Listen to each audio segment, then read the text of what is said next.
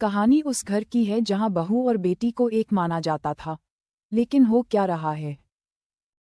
अरे शिखा बेटा, तू रसोई में क्यों घुसी रहती है? जा, रोटी मैं बना लूंगी। नहीं नहीं माँ जी, आप बैठिए, बस सारा खाना बन ही गया है। श्वेता को बोल देती हूँ, वो खाना लगा देगी सबका। सॉरी भाभी, मेरे पास वक्त नहीं है। माँ, मुझे पैसे देना, पार्लर जाना है। हाँ हाँ चली जाना, भाभी को भी ले जाना। वो भी जाने को बोल रही थी पार्लर, पर पहले ना मदद कर दे उसके खाना लगाने में। देख माँ, वो बहू है, उसे बहू रहने देना। इतना सर पर मत चढ़ा भाभी को। श्वेता, ज्यादा मत बोला कर। बहू और बेटी में कोई फर्क नहीं होता है। जा जाकर काम कर। ननद को माँ का भाभी से इस तरह प्यार करना देखा नहीं जाता, और ननद भाभी के खिलाफ माँ को भड़काती रहती, लेकिन कोई फायदा नहीं होता। एक दिन, अरे बेटे किशन, जा बहू को कहीं घुमा कर ला। सारा दिन घर में काम करती रहती है। हाँ हाँ माँ, हम लोग जा रहे हैं ना गोवा। अच्छा जी, भाभी ने तो हमें बताया भी नहीं। वैसे तो सारी पंचायत करती है, ये गोवा वाली बात क्यों छुपा गई हमसे? अरे क्योंकि उसे खुद नहीं पता था बहन। मुझे टिकट सस्ती मिल रही थी तो मैंने बुक कर दिया। हाँ शिखा, पैकिंग कर ले, संडे हम जा रहे हैं गोवा। दोपहर में सीखा पैकिंग कर रही थी कि माँ आ जाती हैं। ये क्या बहू, साड़ियाँ? अरे गोवा जा रही है घूमने या फिर शादी में मायके हैं? माँ जी, ऐसा कुछ है ही नहीं, समझ में नहीं आ रहा क्या रखूं कपड़े में। अरे तेरी और श्वेता की साइज तो एक ही है। उसके कुछ मॉडर्न कपड़े ले ले, आकर लौटा देना। हाँ माँ जी, ये ठीक रहेगा। सीखा श्वेता के पास जाती है और उससे कपड़े मांगती हैं। ना जी ना, मैं अपने कपड़े ना दूं। वैसे भी फैल जाएंगे मेरे कपड़े, बहुत महंगे वाले हैं। सीखा मुंह लटकाकर कमरे में आ जाती है तो उसकी माँ कहती है, चल तैयार हो जा, तुझे मैं शॉपिंग करा कर लाती हूँ गोवा की।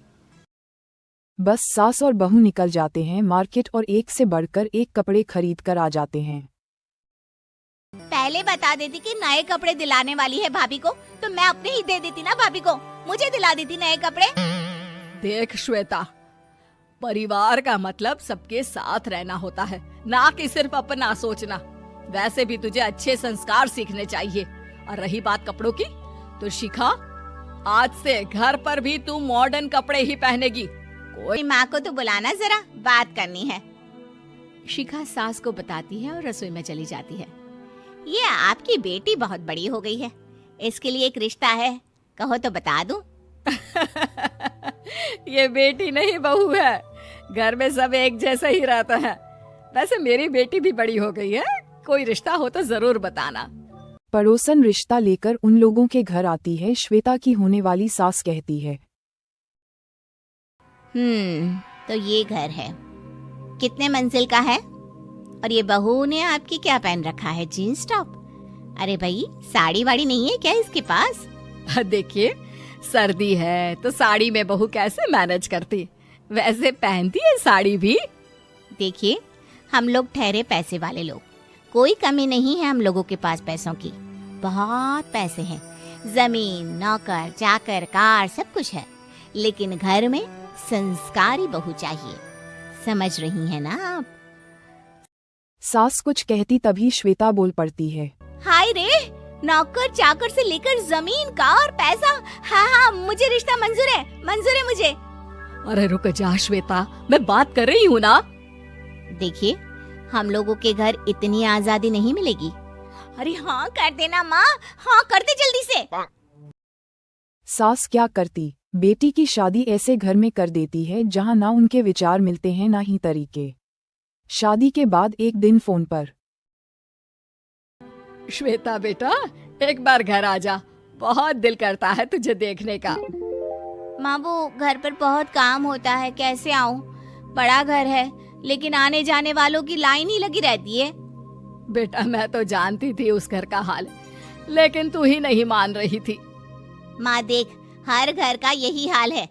तेरी बेटी को यहाँ घूंघट हटाने की परमिशन नहीं है, और एक तरफ भाभी स्कर्ट पहनकर घूम रही है। बेटा मुझे क्या पता था कि मेरी बेटी को ससुराल के नाम पर पिंजरा मिल जाएगा। अच्छा माँ, फोन रखती हूँ, सास को गर्मा गर्म रोटी खिलानी है। तुम लोगों की तरह नहीं कि एक रोटी बनाओ, एक सब्जी बनाओ, फिर सारा दिन फ्री होकर घूमो। सास फोन तो रख देती है, पर सोच में पड़ जाती है कि एक तरफ बेटी जिसे कोई आजादी नहीं और दूसरी तरफ बहू जिसे देखकर लगता ही नहीं कि उसकी शादी हुई है। शिखा, अरे ओ शिखा। हाँ माँ, क्या हुआ? कुछ चाहिए आपको? मैं जिम जा रही थी। जिम के कपड़ों में बहू को देखकर सास को घूंघट में अपनी बेटी का ख्याल आता है। देख बहू, घर में बहू की तरह रहा कर। इतने टाइट कपड़े पहनकर जिम जाना पसंद नहीं मुझे। जा जाकर रोटी बना। रोटी? माँ अभी तो शाम के 6 बजे हैं, इस वक्त रोटी? अब क्या मेरे खाने पीने पर भी पहरा है? अरे जब मर्जी तब मैं अपने घर में खा भी नहीं सकती क्या? बहू को अजीब लगता है। वह समझ नहीं पाती कि जो सास कल तक इतनी स्पोर्टेड थी, उन्हें अचानक से क्या हो गया।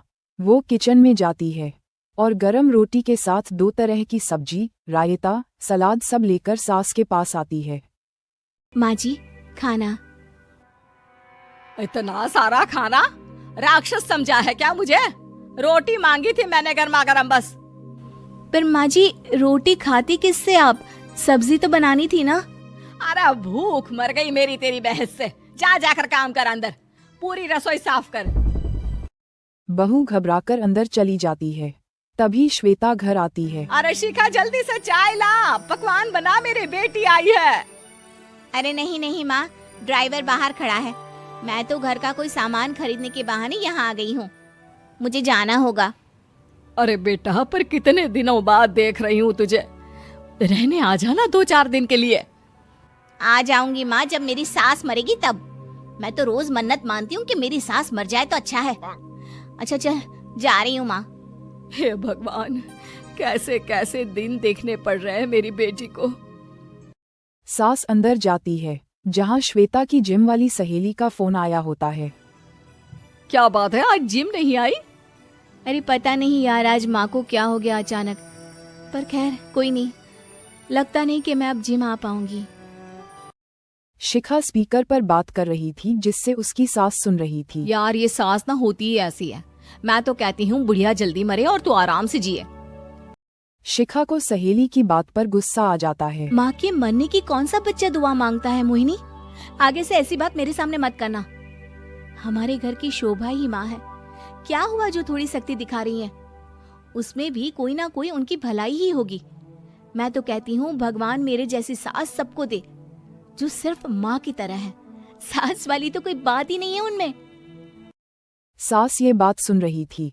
उनकी आंख में आंसू आ जाते हैं कि क्यों बेटी की किस्मत पर बहू को भागीदार बना रही थी। शिखा, अरे ओ शिखा, क्या हो गया? जिम नहीं जाना क्या? आखिरकार बेटी का गुस्सा बहू पर उतरना से बदल ही गई।